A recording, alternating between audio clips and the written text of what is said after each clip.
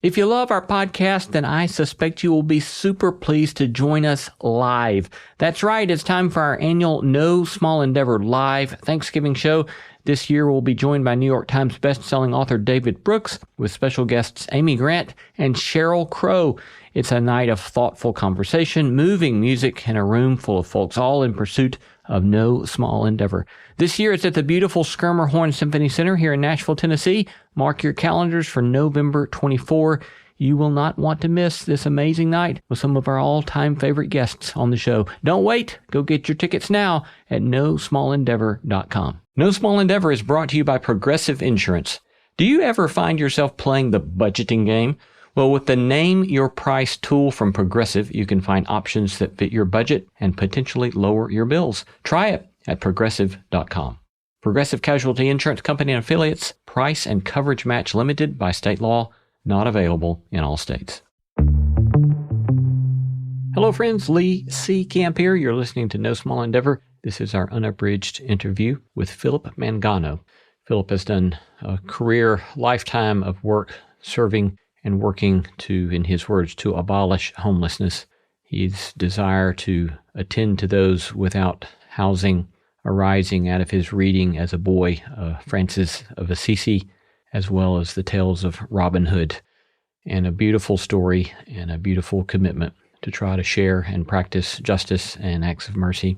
Beautiful story. Support for No Small Endeavor comes from Civis, advancing the common good through investment in cultural activities that tackle pressing social issues and examine our common humanity and interdependent futures. More information can be found at civis.org. That's civis.org. Enjoy. Welcome. Glad to have you on our show. I'm so glad to be here with you, Lee. I appreciate it. Yeah, it's great to have you. I've been looking forward to the conversation with you. I wonder if, before we start talking much about policy and the sorts of initiatives that you have spearheaded, if we could talk first about the perhaps life experiences that contributed to you doing the work that you've done with your life. What is it that kind of, if you look back on significant moments in your life formation, what would be some of those that have formed you to do this kind of work? I would say the most formative one was in my youth, say 6 or 7 years old. Outside of my bedroom, there was a bookcase, and in that bookcase were the junior classics. And the very first book in the junior classics was Heroes. And I took that book, it being number one, and the first story in that book was about King Arthur and the Knights of the Round Table and their exploits. And that just went in, has never come out. And I used to have dreams when I was a kid that someday Sir Lancelot would come to the window opposite my bed and ask me to be his squire. And I remember in my dreams, I was caught up in that. Could I go? Could I leave my family and go with Sir Lancelot? And I always woke up before I had to make the ultimate decision there. But that's how focused it was. And then that led pretty quickly, probably in that same book, to the stories about Robin Hood. And of course, I became a major fan of Robin Hood. He was quite extraordinary. And of course, as a kid, having gone to Sunday school, of course, heard the words of Jesus and kind of not understanding them fully, but knowing that he was concerned about the poor and the well-being of the poor.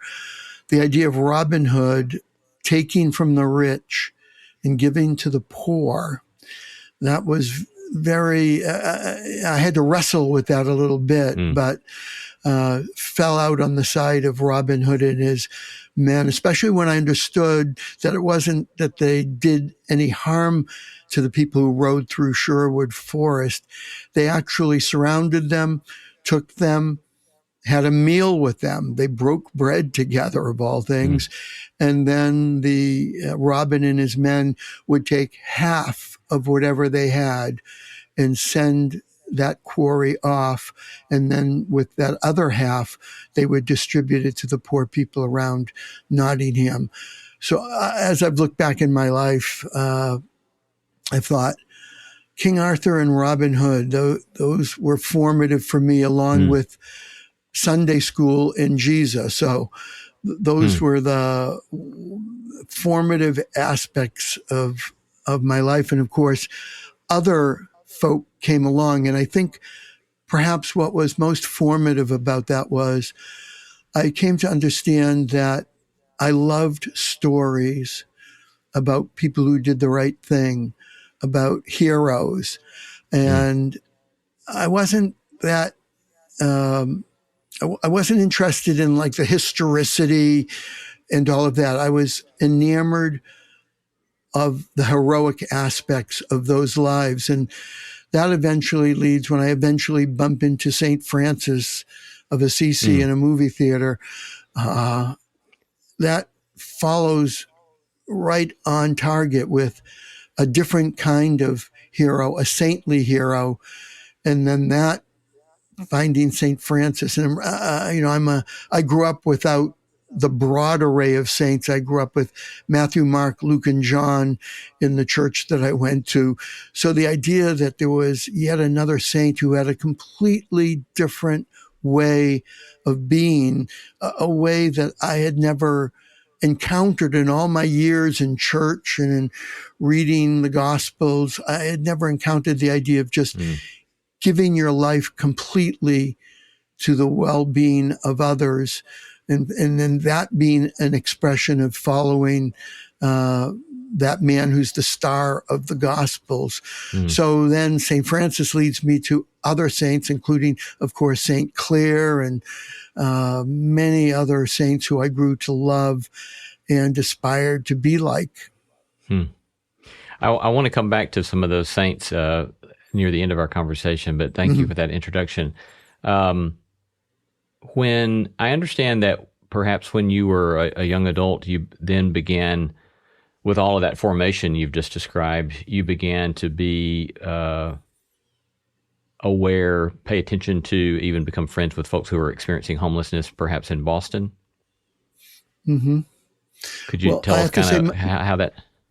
Yeah, my first experience of that was with a youth group. We went down to New York City. I was probably in my early teens.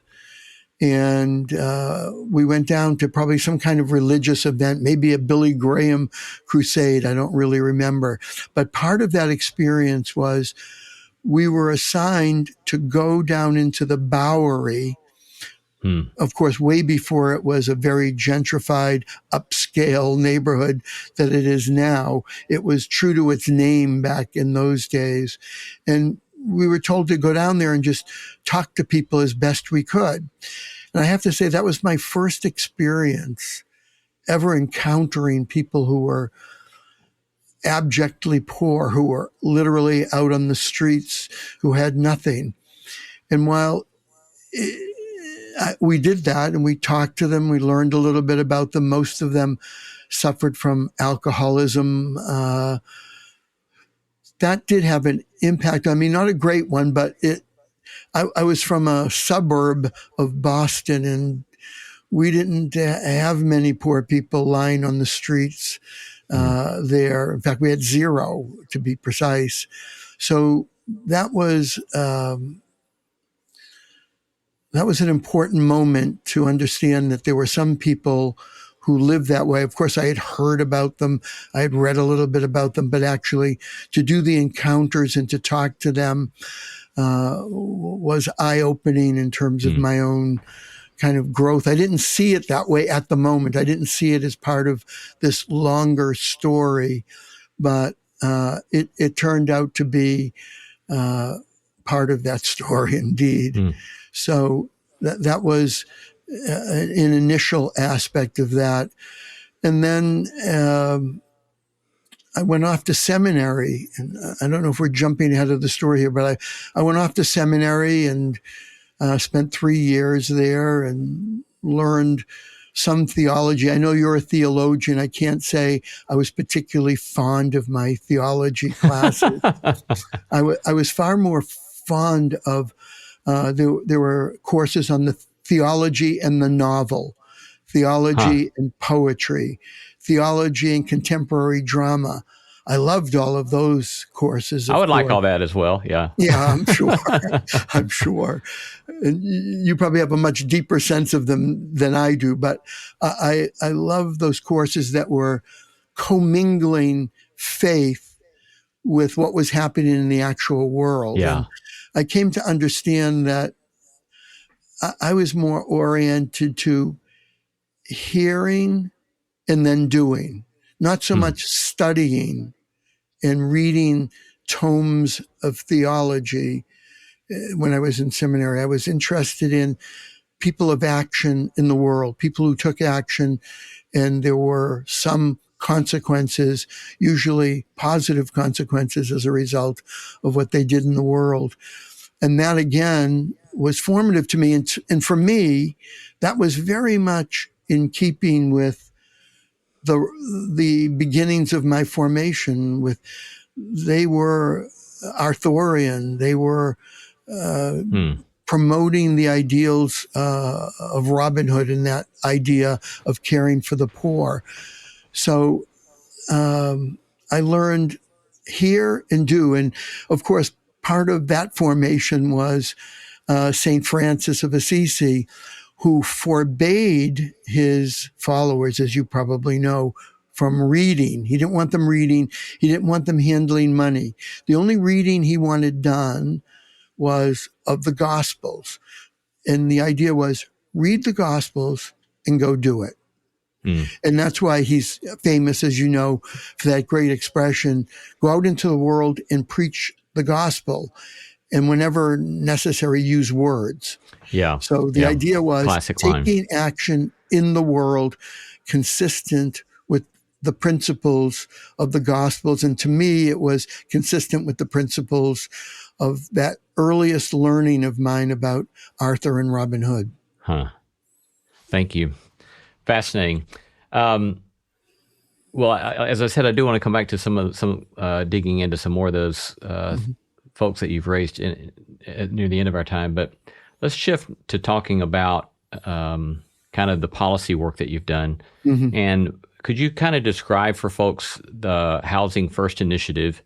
And then at some point, we'd like to discuss how it kind of differs from other kind of potential strategies. Sure. In my own experience on homelessness, I began volunteering at a church in downtown Boston, literally the first day of that bread line. I had with that Franciscanism rattling around in my brain, and having come back from Los Angeles, where I worked in the music industry, it occurred to me that maybe I wanted to be a Franciscan. So I began going to a shrine in downtown Boston. And eventually I said, I'd like to talk to a priest about what it would take to become a Franciscan. So they arranged it, and I met with this elderly priest, and I could tell he was a little bit dubious, shall we say, about this guy who was working in the music industry in Los Angeles. And he wants to talk to me about Franciscanism. So I could tell there was a certain degree of skepticism in his demeanor. So I said to him, what would it take? How can I become a friend? I've seen the movie, and I know about him. I've even read some books about him. How can I do this? So he knew he had me. He said, well, you've been around the shrine long enough to have seen those 3 knots in the rope that Franciscans wear around their waist. I said, yes, I did. And he said, do you know what those 3 knots represent? I said, no, I don't. He said, well, those are the vows that you'd have to take to become a Franciscan. So if you wanted to be a Franciscan, you'd have to agree to the vows represented by those knots. Then he leaned toward me because, of course, he knew he had me. And those knots represent poverty, chastity, and obedience. So I kind of went back a little bit in my seat, and he leaned forward a little bit more, and he said, poverty, chastity, and obedience. So I said, so I thought for a moment. I said, would 1 for 3 be good enough to become a Franciscan? Because I was thinking, if you hit 333 in the major leagues, you're an all-star. So I thought maybe that carried over to Franciscanism. So, of course, he, as you've just done, laughed, of course. It was a jovial moment from him. And, of course, he told me, no, 1 for 3 would not be, you have to do all 3. So that deflated me a bit about becoming kind of an institutional Franciscan. But ironically, in that very same conversation later, in an offhanded way, just as we were ending, he mentioned, but we are going to be starting a bread line here at the shrine. And we've got a priest and a brother who are going to organize that. And if you'd like to be involved in that, I can arrange for you to meet with that priest and brother. When he said that, I thought to myself, that's the other knot. That's my knot, because exactly what I wanted to do was to be involved, as St. Francis had been involved, in the lives of the poor. So what could be better than to be offering what the poor need in the context of this great church in downtown Boston, and to meet the homeless people who are then on the streets of Boston. So I said, I would very much like to pursue that. And indeed, that is what happened. I followed up on that. And literally the first day I was out in that bread line. And to get to your question, actually, what I learned in that bread line was it was fantastic for me. I enjoyed it so much. It was for a couple of hours in the middle of the day offering lunch. And then, of course, if you're offering lunch, you're offering friendship. And of course, then you get involved in people's lives, and they have to go to some kind of office meeting about their general relief, or they're in some difficulty in the shelter that's sustained. And you can intervene in that. You can be part of it. You can have solidarity. You can be with them in a certain oneness in pursuing all of those. I felt great. So every day I went home, and I volunteered every single day except for Sunday. I felt great. I felt, even if I was just giving the lunches out, and the volunteers, there were never with the Franciscans, there were never any desserts. We just had like cold cuts that we would cut the bread, put the cold cuts in, and maybe some fruit, and then go up on the street and off. So we volunteers, we'd pool some of our money, and in doing so, we'd go out to the local Woolworths, buy cookies and things like that for our friends on the street. So this went on. I did this for several years. And in those several years, more and more people came to that bread line. And of course, initially it was great. We were serving more people. How wonderful. How great is this? So those of us who volunteered, we got to go home at night. And then the homeless people, we didn't really know where they went, maybe to shelters, but there weren't very many shelters. So maybe they were just staying on the street. And of course, we learned that many of them were. So I began on occasion taking homeless people home. I lived in the north end of Boston at the time, which is the Italian section, brilliant place. And so I had homeless people staying in my little tiny apartment there. And what occurred to me was, wait a minute, this is the opposite of what should be happening. We should be decreasing the number of people in the line. We don't want it to increase. This isn't an industry where you're looking for a greater number of customers. You're actually trying to deplete the number of customers.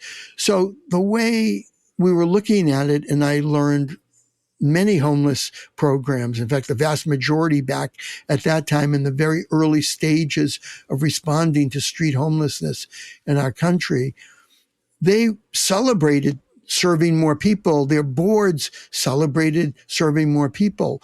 And I thought, there's something awry with that.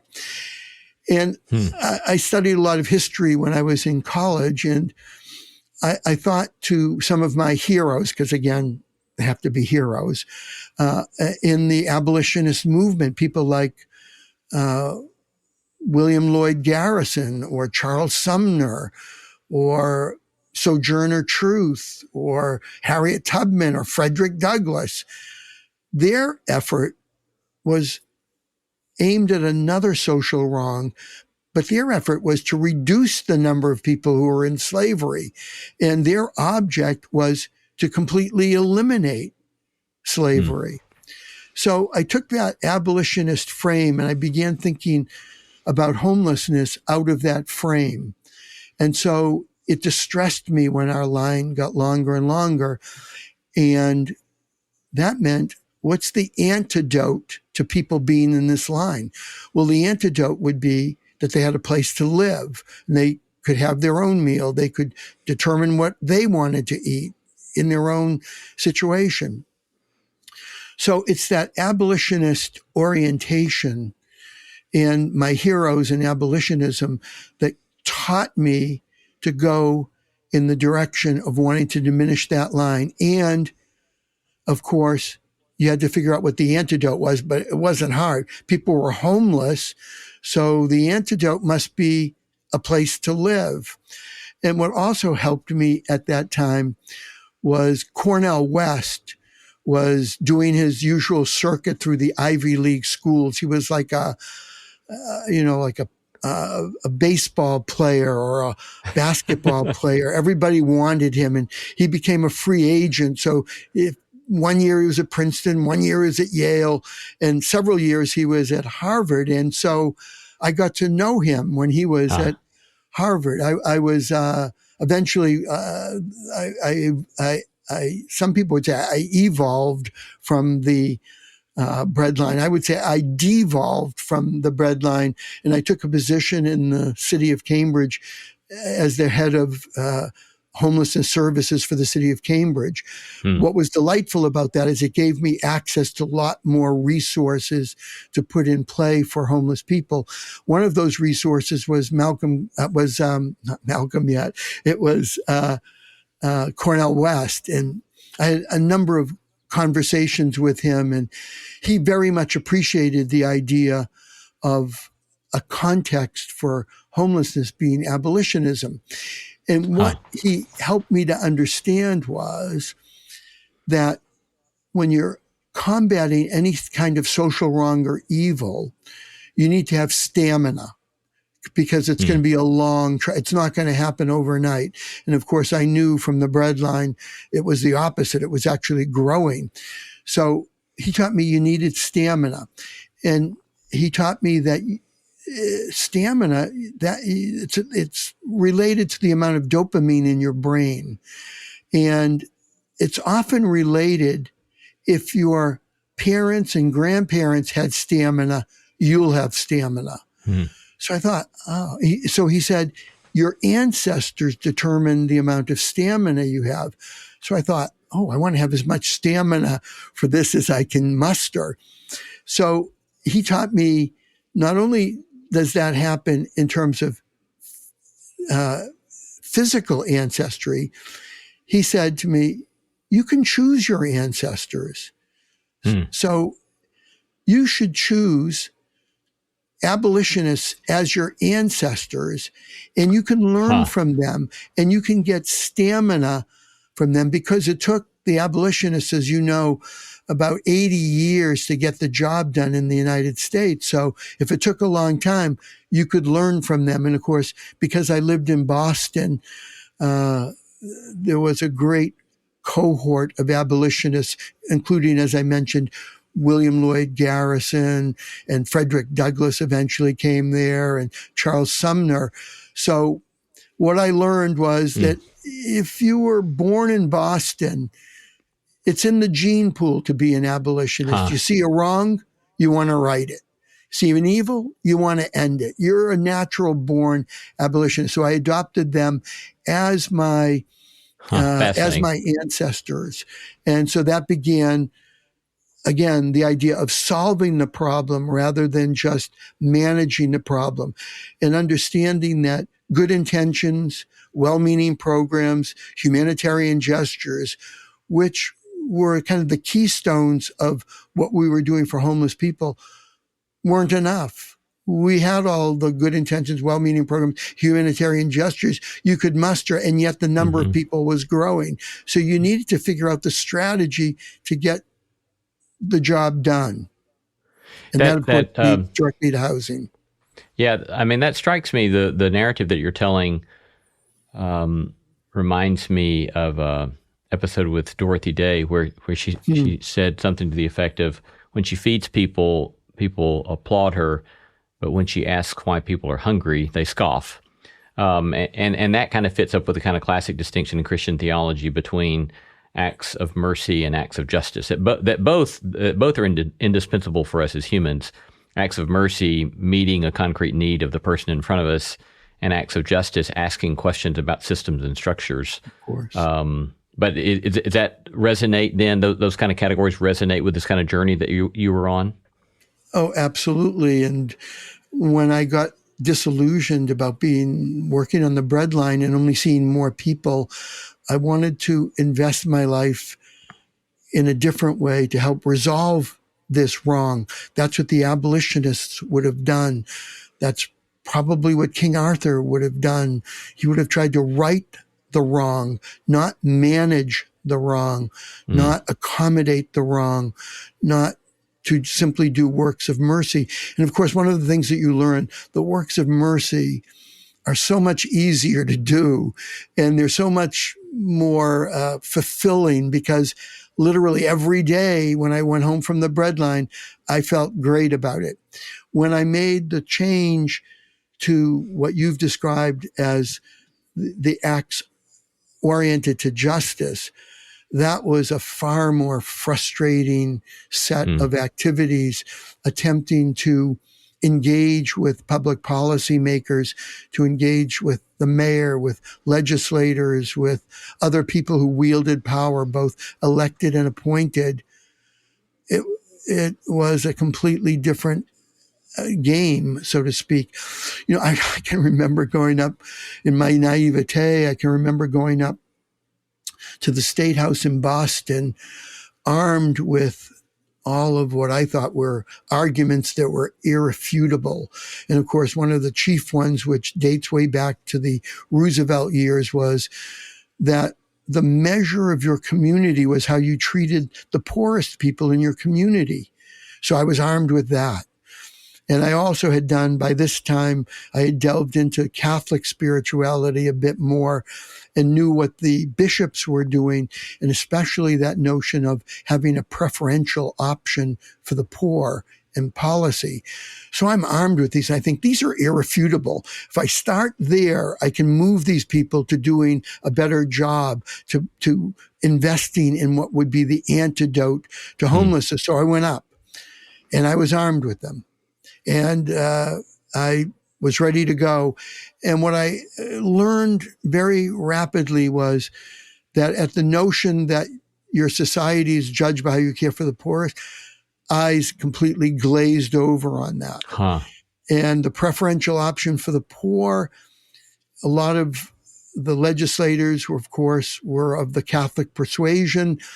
And I could tell it resonated with some memory that they had. They had heard that once before somewhere, but it did very little to move them. So that shift to attempting to extract justice for homeless people, that was a significant shift. And it does get to the question that you asked a while ago about trying to get the antidote done, that is, the housing done. And often in homelessness, because the works of mercy were so much easier to do than the complicated nature of doing the finances to create housing and the nature of the people who were called to respond to homelessness, they were oriented out of whichever side of the brain orients you for compassion and the like. They didn't really have that sense of wanting to solve the problem. They were so eagerly servicing homeless people endlessly that they didn't really think about ending people's homelessness. Nonetheless, that's what was necessary. That's what the abolitionists were about. So that would have to be the mission we were on. And so creating that housing was an important element, of course, moving forward. And for years, we struggled with creating that housing, often attempting to access housing through sympathetic landlords and the like, trying to get the legislature to orient some housing toward homeless people with very little success. Then along came a young guy in New York City, a guy named Sam Simbaris, who was an outreach person for people who were mentally ill on the streets. And he tried everything he could and nothing particularly was working. So he decided that he would just ask people what they wanted. The idea, the business idea of asking the customer what they wanted and then trying to bring that to the customer. And when he did that, and that's been repeated I've done that probably thousands of times with homeless people, what they ask for, the vast majority, when you ask them what they want a place to live. They want a place to be. And so we were so busy offering them everything else and somewhat depressing a response that would be the very thing that they wanted. It's that idea of the soft prejudice of low expectations that my former boss talked about. I think that had infested the response to homelessness. So there wasn't a proclivity toward housing. It was more difficult to do than simply servicing people. And there was a certain prejudice that people weren't ready to go into housing, that maybe if we worked with them long enough, if they became as much like a Puritan as was possible, then they'd be ready for housing. So that intent was tamped down. And so very little housing was oriented to homeless people. And yet this Sam Simbaris is in New York. He starts asking people what they want. They say they want housing. He took some money out of the program he had and probably out of his own bank account and started renting apartments and placing some of the people he was engaging on the street, some of the most vulnerable and disabled people on the streets of New York. He placed them in the housing and realized that if he provided services to them when they were in the housing, they would stay. Their tenancy would be secure. And that became known as Housing First. And that initiative, that idea, literally changed the equation on homelessness. We didn't have to service people endlessly. We could place them in housing and then offer the services that would support their tenancy. So I was in Washington at the time and I discovered this. I took it back to Washington and I made it federal policy. And we took a lot of bric-a-brats from conservatives on the one hand who felt like, wait a minute, you're giving housing to people and maybe they're using substances or they have untreated mental illness. What are you doing? You're wasting money. And other people criticized it. Christians, missions, the old school approaches to homelessness criticized it, that it was the appropriate thing was when people were ready for, when they were quote unquote housing ready, that's when you would place them into housing as opposed to immediately placing them into housing. And of course, what we learned was that the most important service that a homeless people needed, the most important therapeutic intervention that they needed was to have their own place, to have a locked door, and to be living their life apart from homelessness, off the street, out of a shelter, out of an encampment, and in housing. That had a therapeutic impact in itself, which then that stability and security allowed some of the other things that we wanted to do, providing mental health care, encouraging people to go into detox, helping people get jobs. All of those were much facilitated by that safety and security of the place to live. So you're working and developing this federal policy under the second Bush administration. And as I understand it, you're also doing a lot of data-driven business approach to this model. And as I understand it, correct me if I'm wrong, but as I understand it, you're also making the case that kind of return on investment, that it's a less costly approach than the approaches that we had been taking. Lee, I'm so proud of you. You've done your homework so well. Indeed. So when I was eventually appointed by President Bush to head up the United States Interagency Council, which was focused on homelessness, it had been dormant for 7 years. Literally, the day I was sworn in, they took me to the offices, quote unquote, the offices of the United States Interagency Council. They ushered me in. There were some rectangular tables against a wall. There were cardboard boxes under those tables. And basically they said, "Behold the Interagency Council." So wow. I had no idea that in accepting that position, it was really the revivification of that council. So we started from ground zero. Looking back on it, I'm glad that was the case, because we were able to approach the issue in a way that it hadn't been approached before. And every president has a management agenda. So I took to reading the president's management agenda as I was approaching going to Washington.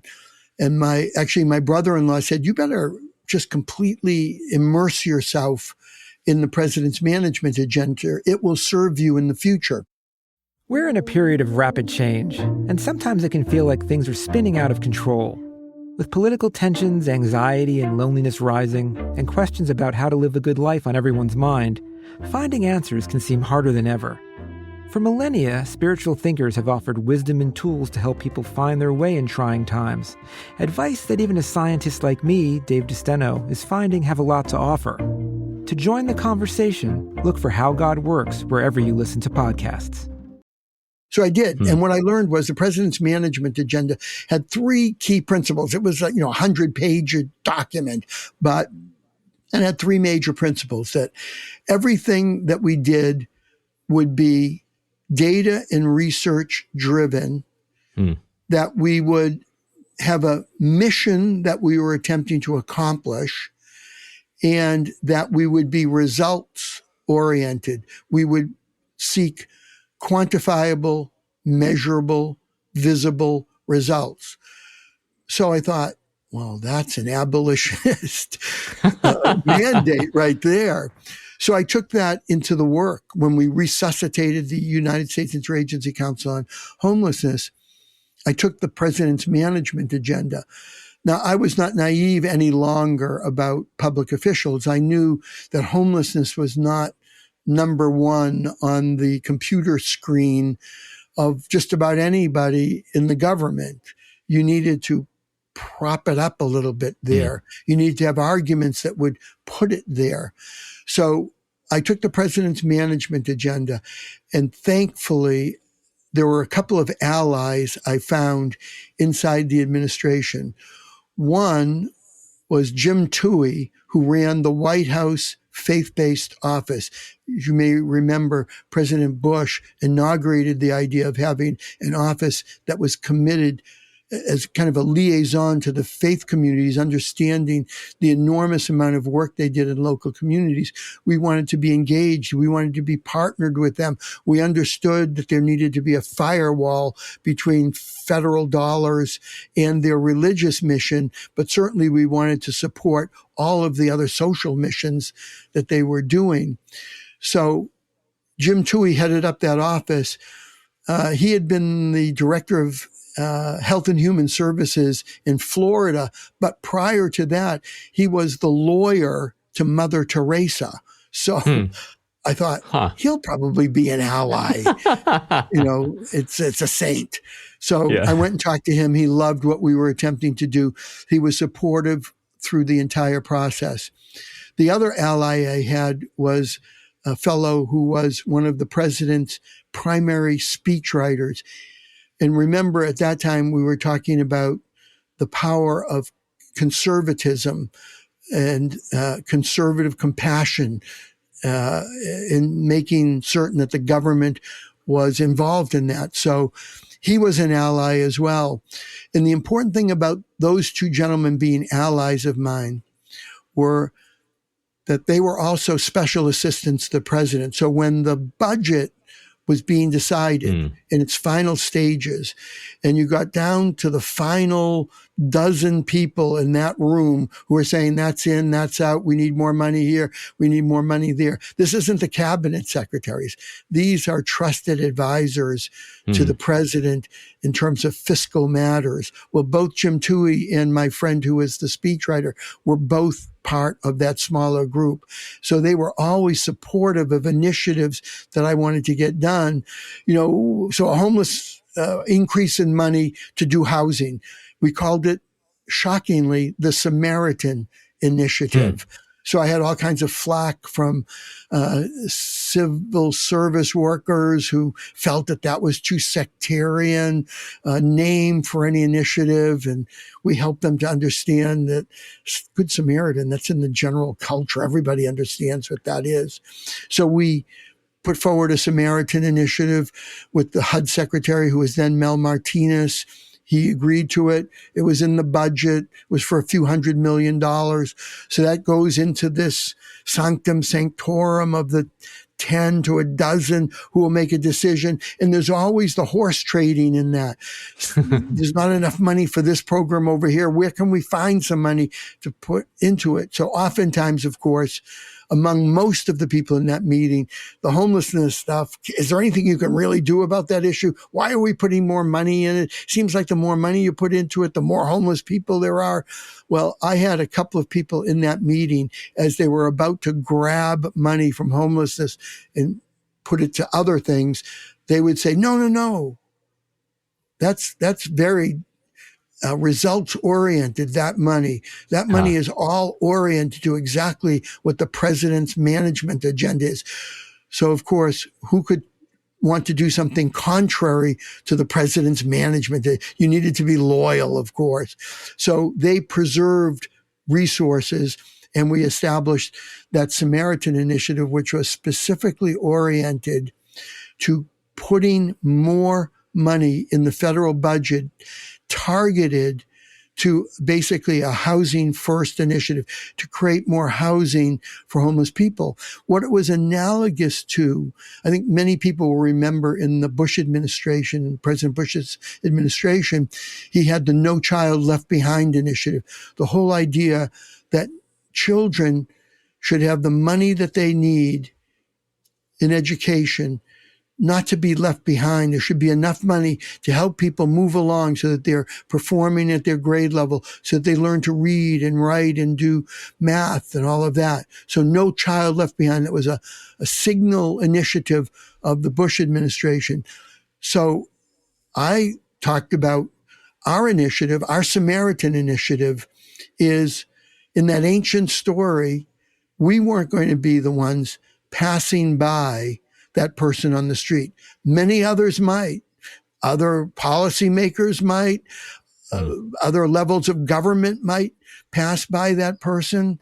But we in the federal government, through the Samaritan Initiative, we were not only going to stop and make sure that that person was moved to an inn, and we were going to say to that innkeeper, whatever this person needs, take care of them, and we'll be back to make sure this is sustained over time.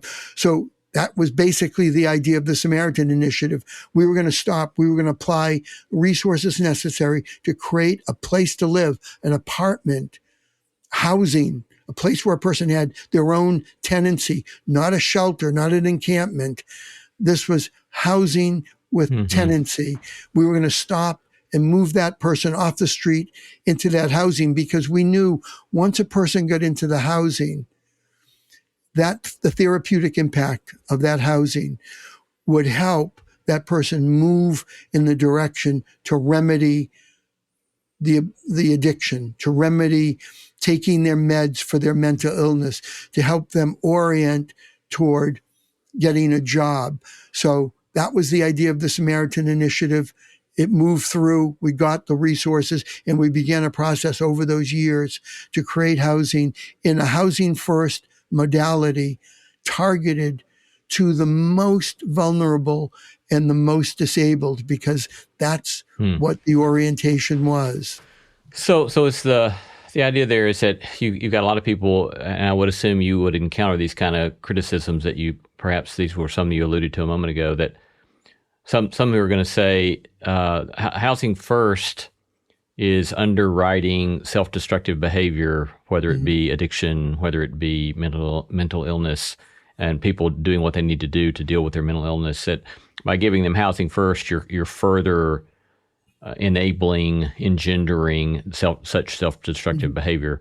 But I hear you saying that what you began to discover was that if you first intervene through housing, that you're getting better results on people actually dealing with their addictions or dealing with the things that need to be in place for improved mental health.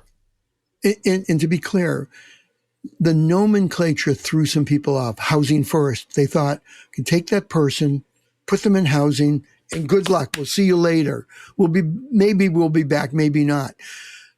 Housing first allowed, just as in the great ancient biblical story, that you're placing the person in housing and you're going to make sure that they're taken care of. You're telling the innkeeper, take care of that person.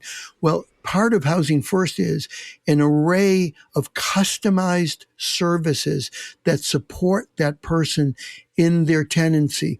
We had already had a policy in this country called deinstitutionalization, the idea of moving people who are mentally ill out of the back wards of mental institutions and moving them into the community. Why? Because we all saw those horrific documentaries that were made by Frederick Wiseman and others, Titicut Follies and other of those views. We saw the horrific and inhumane and fetid conditions that people were living in the back wards of hospitals. And John Kennedy, when he was president, signed an executive order that those people, we should create policies that move people out of those horrific conditions and into a place in the community. And we did. All over the country, whether it was Governor Dukakis, a liberal Democrat in Massachusetts, or Ronald Reagan, a conservative Republican in California. The idea was the ideal. It seemed like the best policy. Move people out of those horrific conditions. Find a rooming house, a lodging house, a YMCA room, a YWCA room.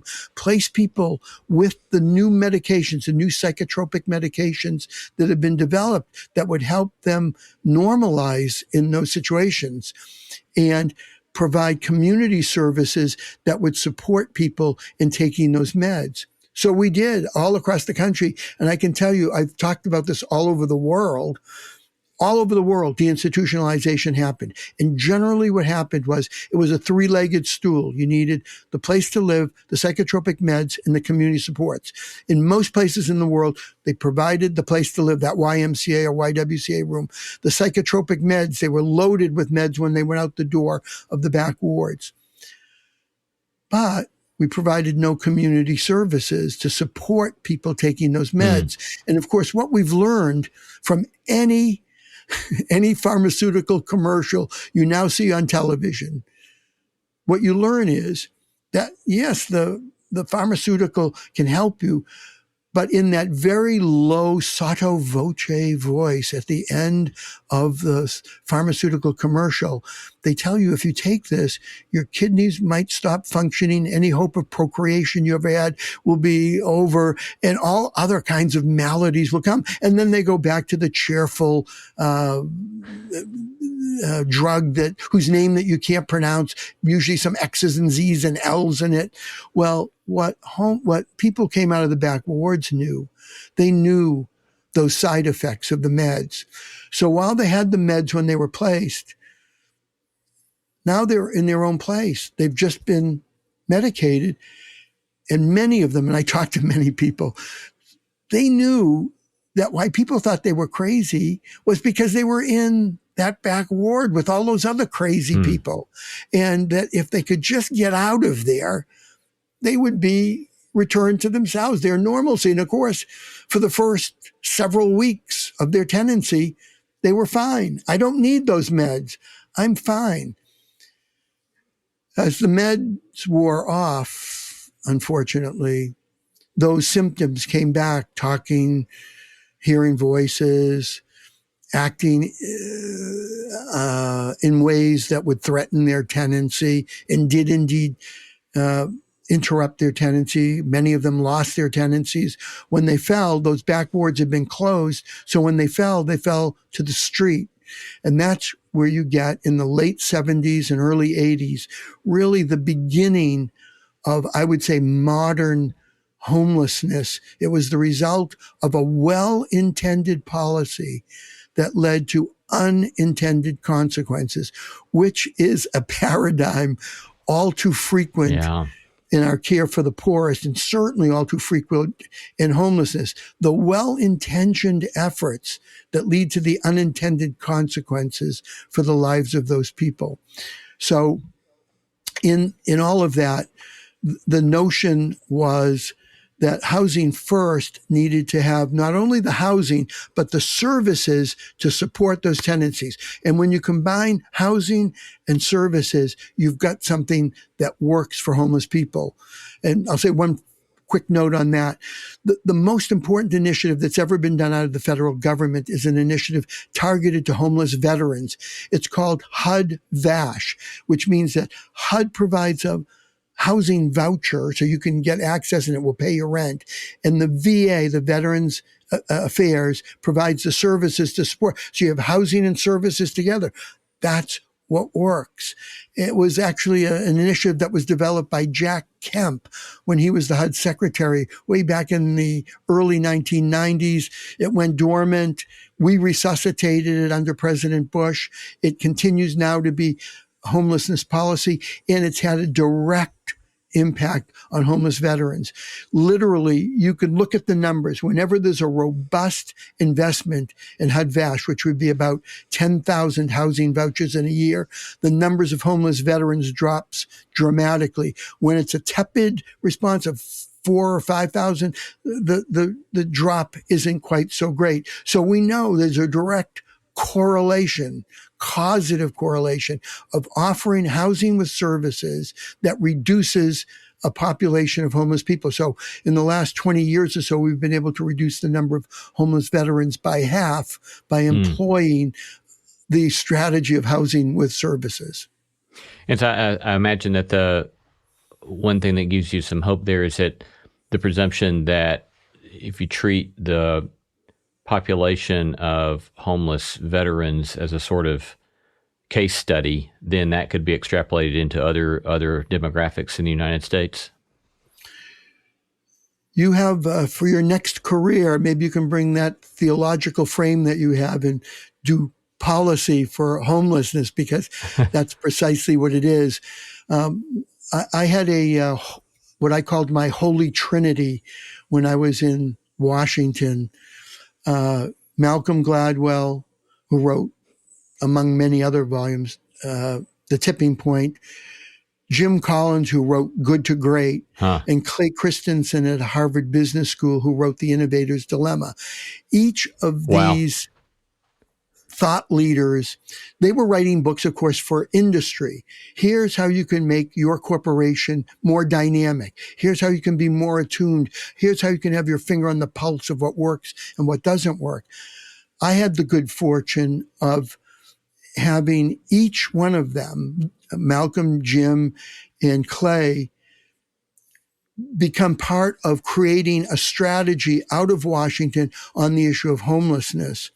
And of course, for Malcolm, the key text there, again, this is a holy trinity, so these are important texts in the canon, was the tipping point. The idea that when you've got big social problems and only a modest amount of money, what do? Do you take that modest amount of money and spread it over the entire of the problem, thereby just giving a little bit of money all along, really only confirming a status quo that isn't working, so that the next year they'll want more money to do what, again, doesn't work.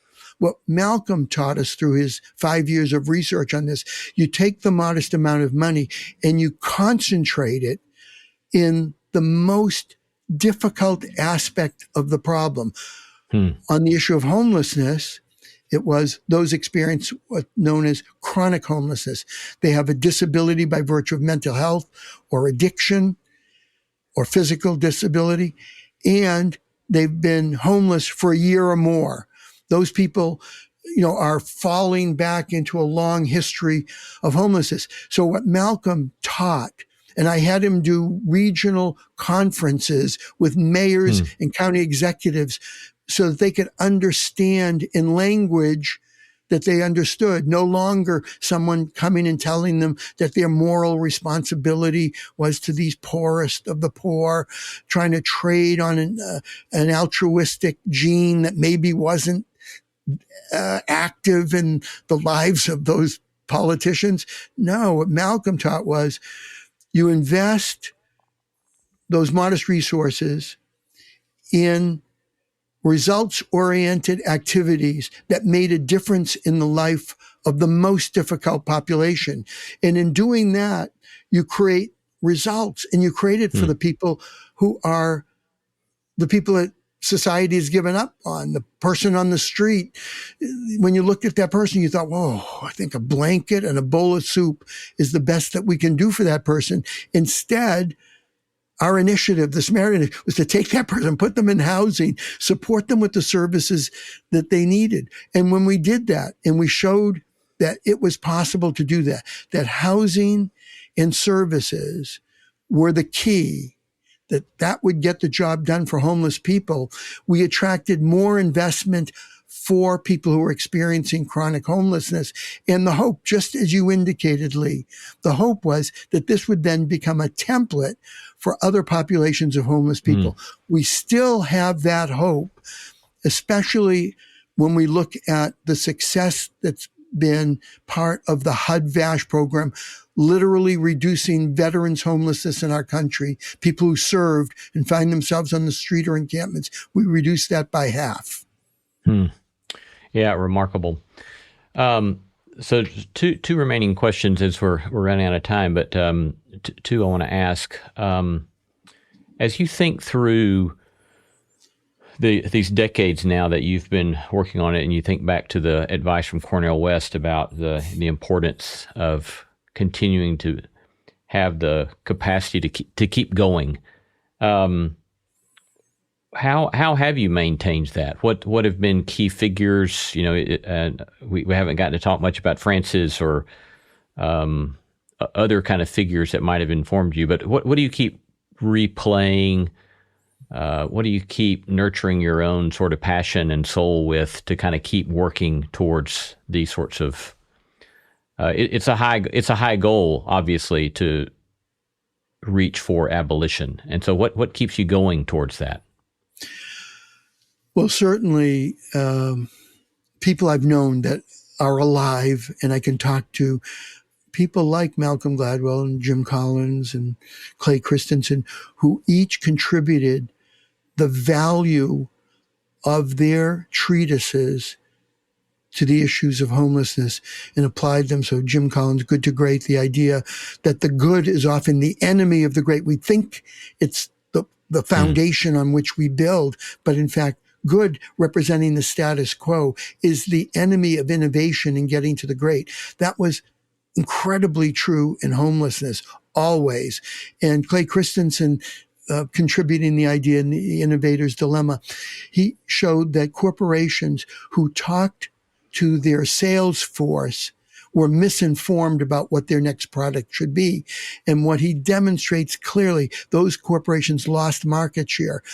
But corporations who maintained connection with their customers directly, those corporations devised the right products to increase market share. And what that means is simply you need to be talking to homeless people all the time to find out what they want. Then you need to deliver that product. And of course, what homeless people want, if you don't give them a list and you just ask them what they want, they never ask for a pill or a program or a protocol. They ask for a place to live. So if we pay attention to that, which is what Clay Christensen taught us, then we're going to be on the right track in terms of providing that housing. So people that I've known in my own life, including, of course, Cornel West, who taught me about having to sustain over a long period of time. I've been involved in the issue of homelessness now for 4 decades. So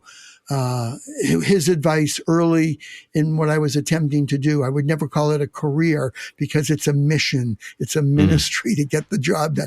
Abolitionism isn't a career. It's about a mission to accomplish. So there have been other people, of course, who have come along, people I've met in government who, John Hickenlooper, who's now the senator from Colorado. He was the mayor of Denver, and I worked a lot with him. He was great to work with, and other many mayors and governors that I met during my time in Washington. But certainly the most important group of people have long since passed away, but their legacy lives. And those are, of course, are the abolitionists that I've mentioned. William Lloyd Garrison, Charles Sumner, who for his abolitionist beliefs was beaten up on the floor of the House of Representatives, or actually in the Senate. A person from the House of Representatives came up and beat him with his walking stick. So these abolitionists, Harriet Tubman, who led a portion of the Underground Railroad, Sojourner Truth and what she brought in terms of her own spiritual instincts to this effort. Frederick Douglass, his unbelievable rhetorical style. People at first didn't believe that he had been a slave. Then they heard him speak and they realized this man may have been a slave, but he is a man. He is a man. So all of those folk, all of my ancestors, as well as quote unquote, my cousins who I know alive, they've actually been the sustaining influence. Again, the abolitionist work from the 1770s until, of course, the amendment in 1865 to get the job done. So they had around 80 years of stamina to get the job done. In the moment we have remaining, I can imagine some folks listening and saying, "Okay, tell me if they have that sort of sense of calling to do something as you're calling us to do, what would be some simple, practical suggestions you'd give to folks to begin to do?" Well, again, out of my own background, as I said earlier, find out what's wrong and take action against what's wrong. You know, what St. Francis did with his brothers, they looked around, they read what Jesus taught in the Gospels and then immediately applied it. They didn't go through a theological filter. They didn't go through an analytical, they didn't wait for a 3-year peer review to be done of what action they might take to find out if it was the appropriate action or not.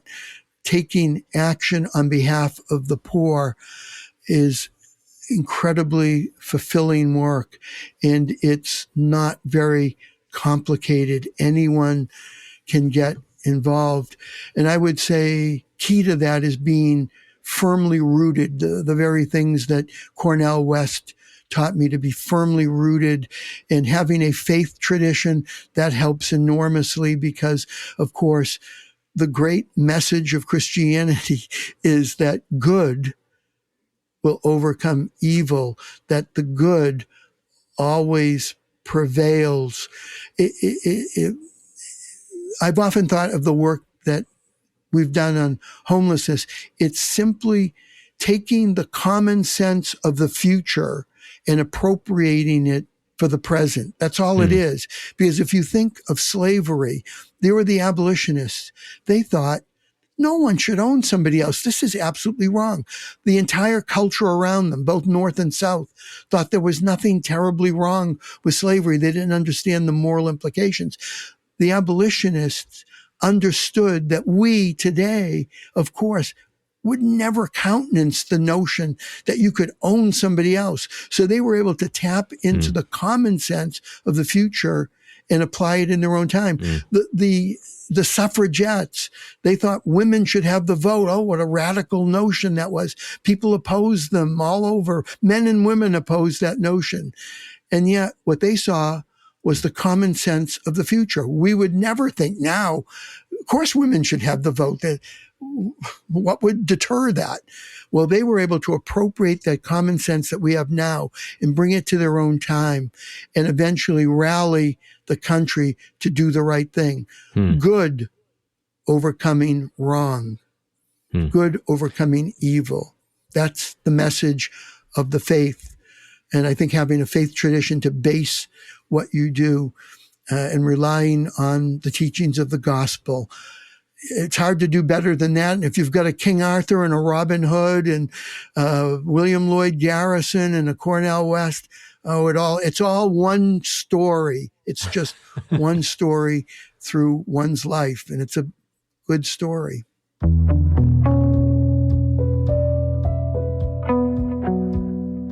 Been talking to Philip F. Mangano, former executive director of the U.S. Interagency Council on Homelessness, and currently the CEO and president of the American Roundtable to Abolish Homelessness. Philip, thanks so much for your beautiful work in the world, and thank you for your time today. It's been a blessing to get to be with you.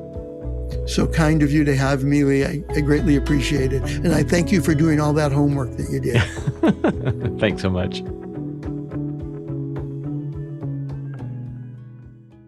Hey there. Did you know that we have a newsletter? Just imagine if you could have one of your favorite ethics professors send you a list of things to reflect on, think about, practical actions with which to experiment, all on your way to sorting through what it might mean to live a good life. Well, that is the NSC Notebook. I riff on themes and topics related to the show and our guests. Sign up for my NSC Notebook today at nosmallendeavor.com/newsletter.